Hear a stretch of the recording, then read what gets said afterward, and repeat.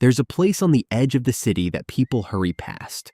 A low building near the water, downwind, always downwind, where a particular smell hangs in the air, natron and resin and something underneath it that the mind refuses to name. The men who work there are essential. Everyone, rich and poor, will need them one day. And yet, nobody wants to touch them, eat with them, or meet their eyes in the street. These are the embalmers, the people who turn the dead into mummies, and in ancient Egypt, they lived under a strange double shadow. Revered for their sacred craft, and quietly feared as men who had crossed a line the rest of the living dared not approach.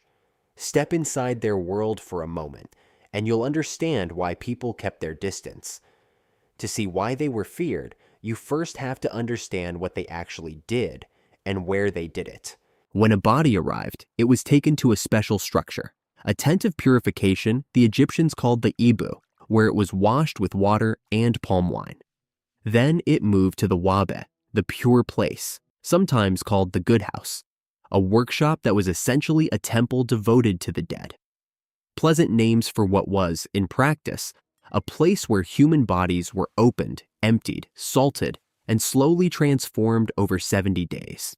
The embalmers spent their working lives elbow-deep in death, in a building soaked with the reality of it, and in a culture that was obsessed with purity, with cleanliness of body and spirit. That simple fact set them apart. They were permanently, professionally close to the one thing everyone else feared most. But the deepest fear, the strangest one, wasn't aimed at all the embalmers equally. It was aimed at one specific man among them, and what happened to him after he did his job is one of the eeriest customs in all of Egypt. And consider what those 70 days actually demanded of them, day after day, so you understand the kind of person this work created. After the cutting came the long, patient labor of turning meat back into something eternal, packing the emptied body in heaps of natron salt and leaving it to dry out for 40 days, the moisture drawing off, the flesh shrinking and darkening and going leathery against the bone, anointing the shrunken corpse with oils and resins, wrapping it, finger by finger, limb by limb, in hundreds of yards of linen, tucking protective charms between the layers, murmuring the words that went with each one. This was not a quick, clean job.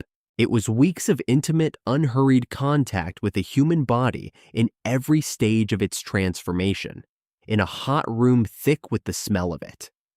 The embalmers knew the dead the way no one else ever would, every face, every body, handled slowly until it was ready for forever.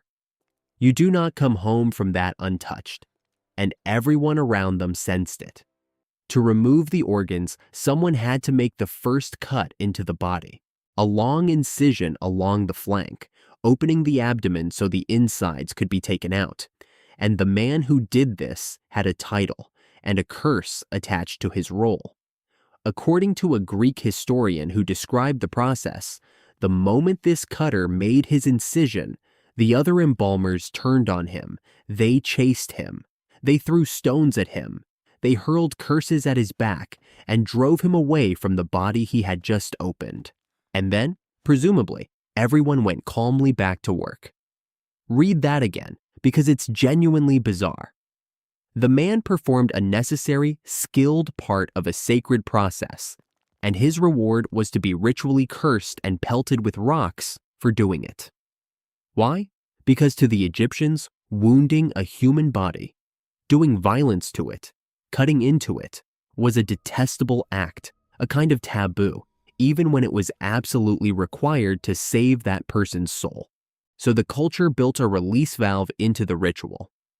The cutter took on the sin of the wound. He became the scapegoat, the one who'd committed the forbidden act, and by chasing and cursing him, everyone else stayed clean. He did the unforgivable thing so the sacred work could proceed, and he carried the stain for all of them. Imagine being that man.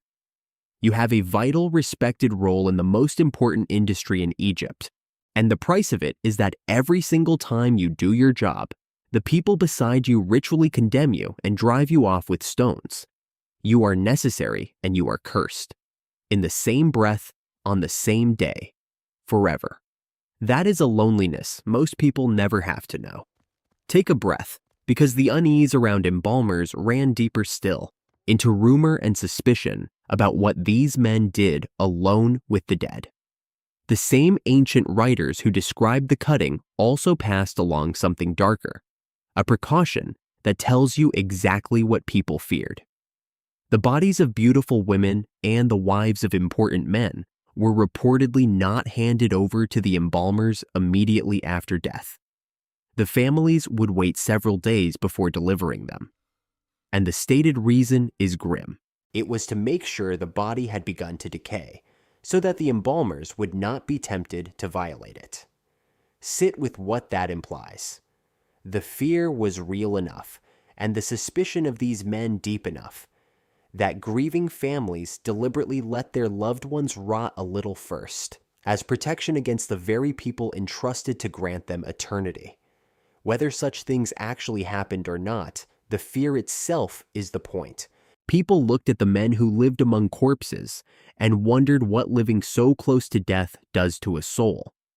And there was a divine shadow over them too. The god of embalming was Anubis, the jackal-headed lord who watched over the dead, and the jackal was no random choice. It was the scavenger the Egyptians kept finding prowling their desert graves, digging up the dead. So the very god the embalmers served wore the face of the creature that devoured corpses. When an embalmer performed the most sacred rituals, a priest might wear a jackal mask and become Anubis himself, standing over the body. These men didn't just work near death. They put on the face of the death god and spoke for him. To an ordinary Egyptian, that was awe and dread braided together into one figure you absolutely did not want to cross. So picture how an embalmer moved through the world. He carried the smell of the wabe on his skin and in his clothes. He spent his days handling the dead, opening bodies, draining them, packing them in salt. He served a jackal god whose animal ate the dead. He was rumored, fairly or not, to be capable of unspeakable things in private. And the most skilled cutter among them was formally cursed for the very act that made the whole sacred process possible. Of course, people kept their distance. Of course, mothers pulled their children a little closer when an embalmer passed. And the worst part? They could never escape it, because death is the one appointment no one misses. Every Egyptian who feared and shunned the embalmer knew with absolute certainty that one day their own cooling body would be carried through that low door near the water. The hands they recoiled from in life were the hands that would cradle them in death, wash them, open them, and prepare them for eternity. You could cross the street to avoid the embalmer for your entire life, and still, at the very end, you would lie naked and helpless on his table, utterly in his power, trusting the man you'd spent a lifetime fearing to send your soul safely on. That was the dark bargain at the heart of Egyptian life. The people you wanted least to touch you were the only ones who could save you, and sooner or later, everyone paid them a visit. So the embalmers lived in that strange in-between, holy and unclean at once, indispensable and untouchable. They held the keys to eternity in fingers stained with resin and worse, and an entire civilization both needed them desperately and could not quite bear to look at them. Feared in life, awaited in death, the quiet masters of the one journey no Egyptian could avoid. If the world behind that low door pulled you in rather than pushing you away, stay close, because there are stranger rooms still in the Egyptian house of the dead, and we're only just inside the threshold.